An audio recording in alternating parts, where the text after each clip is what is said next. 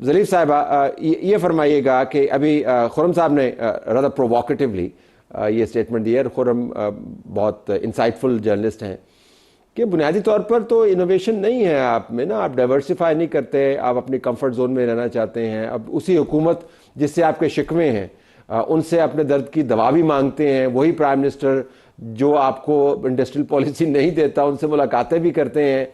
सो आपको कुछ और नया सोचना होगा इस मुल्क के लिए।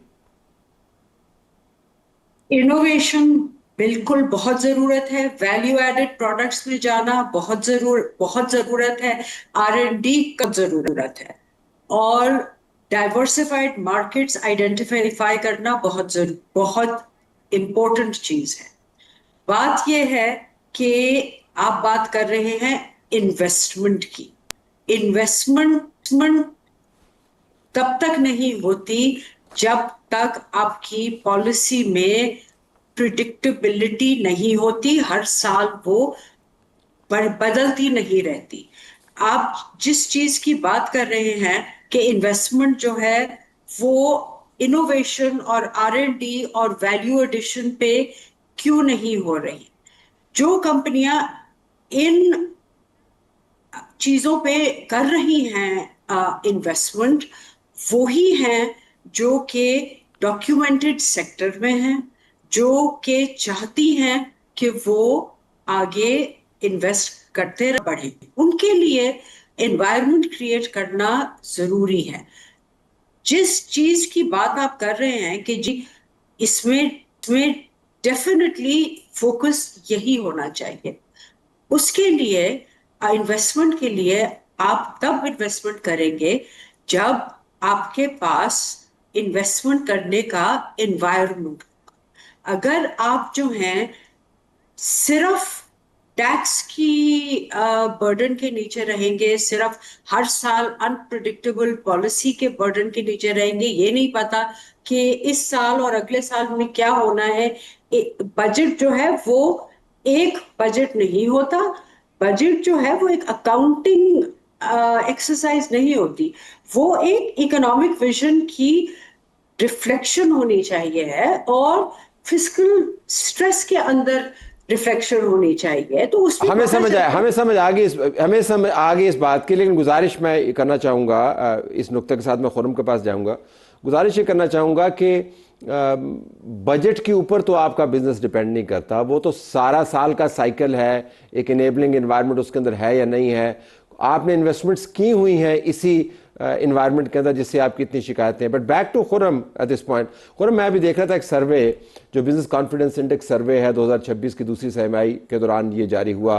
इसमें कहा कि 70 से 80% कारोबारी इदारे नई सरमायाकारी के फैसलों को मौखर या उन पर नजरसानी, और जो ट्रस्ट है, कारोबारी एतमाद की जो शरह है वो 13% है पाकिस्तान के अंदर। सो कलेक्टिवली पाकिस्तान का बिजनेसमैन जो है, जो इन्वेस्टर है, वो इस माहौल से, निज़ाम से खुश नहीं है। सो आई थिंक इसकी जिम्मेदारी तो फिर आप इन्वेस्टर्स पे और बिजनेस पे, कम्युनिटी पे नहीं डाल सकते। ये तो हुकूमत का, सरकार का, ब्यूरोक्रेसी का मामला है। देखिए तलत, ये काफी एक सटल और बड़ी एक जजमेंट के साथ ये फैसले करने होते हैं। मैं डॉक्टर साहिबा से अग्री करता हूँ, जो उन्होंने बातें कही हैं वो गलत नहीं कह रही, वो अपनी तरफ से इंडस्ट्री के पॉइंट ऑफ व्यू से दुरुस्त फरमा रही हैं। मुझे सिर्फ इन बातों से प्रॉब्लम ये है कि मैंने अच्छे वक्तों में भी यही बातें सुनी है बिजनेस लीडर्स से, और बुरे वक्तों में भी यही बातें सुनी है।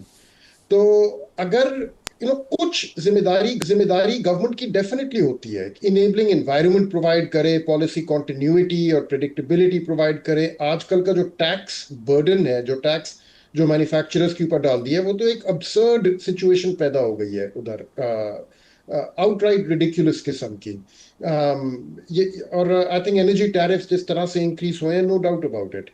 लेकिन दूसरी साइड पे तरह, अगर हम लोग वाकई में बिजनेस लीडर्स के साथ डील कर रहे होते तो कोई ना कोई हल निकालने की खुद भी कोशिश की जाती है इन चीजों से।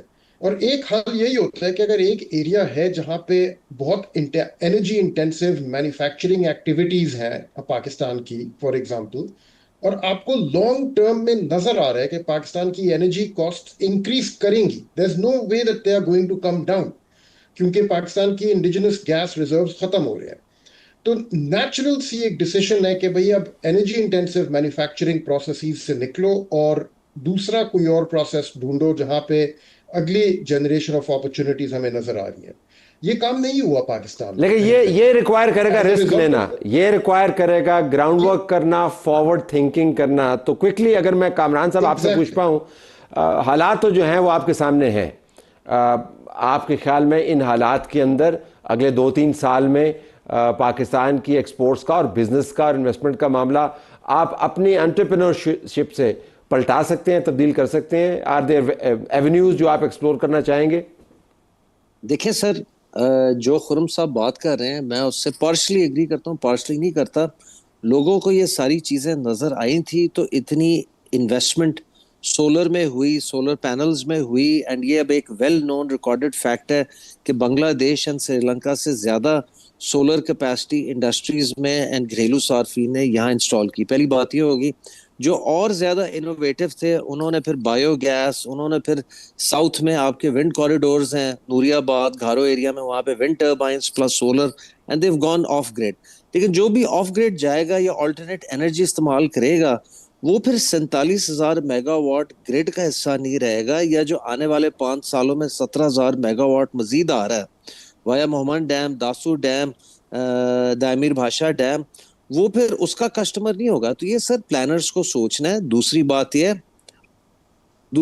यह सर कि आपकी जो टेक्सटाइल इंडस्ट्री है ये आपको 25 से 30 बिलियन डॉलर पे शॉर्ट टर्म में with in a span of 24 to 36 months लेके जा सकती है अगर करेक्ट अच्छी पॉलिसीज हों।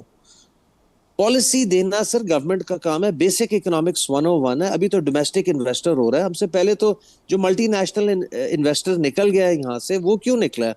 वो एग्जैक्टली उन्हीं चीजों पे निकला है जो आज हम कह रहे हैं। सो आपको शॉर्ट टर्म में टेक्सटाइल 25 to 30 बिलियन डॉलर पे लेके जा सकती है अगर इनेबलिंग पॉलिसीज हो तो।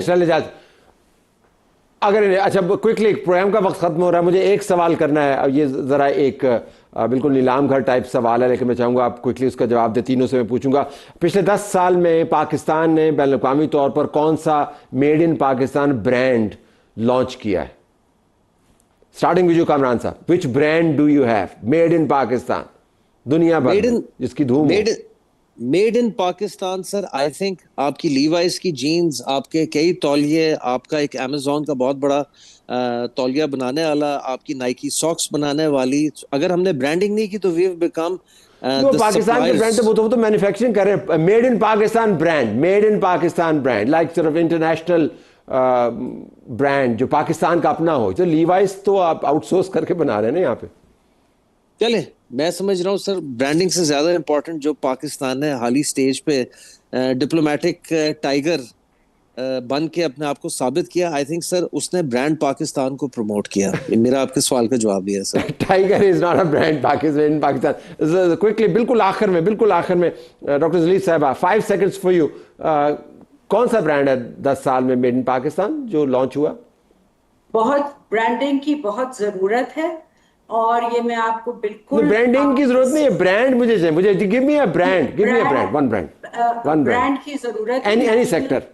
पाकिस्तान के नेशनल ब्रांड्स हैं जो एक्सपोर्ट कर रहे हैं और वो नेम वन इंटरनेशनल जिसकी मैं जाऊं कहीं पे शॉज़ेलीज़े जाऊं, वहां पे पड़ी हुई हो, मैं जाऊं यूके में, वहां पे पड़ी, क्या है? मैं फिर आपको अपनी मिसाल दे देती हूँ, अपनी कंपनी की मिसाल दे देती हूँ। हमारे प्रोडक्ट्स जो हैं वो यूके में टेस्को में भी हैं और सेंसबरी में भी हैं, जीसीसी में मेन स्टोर्स पे भी हैं। तो 32 कंट्रीज में हम एक्सपोर्ट कर रहे हैं। Okay Khurram, I apologise, I can't come to you on this, लेकिन आपके जो एक्सप्रेशंस हैं उसने बता दिया कि आपका रद्द अमल इसके ऊपर क्या होगा।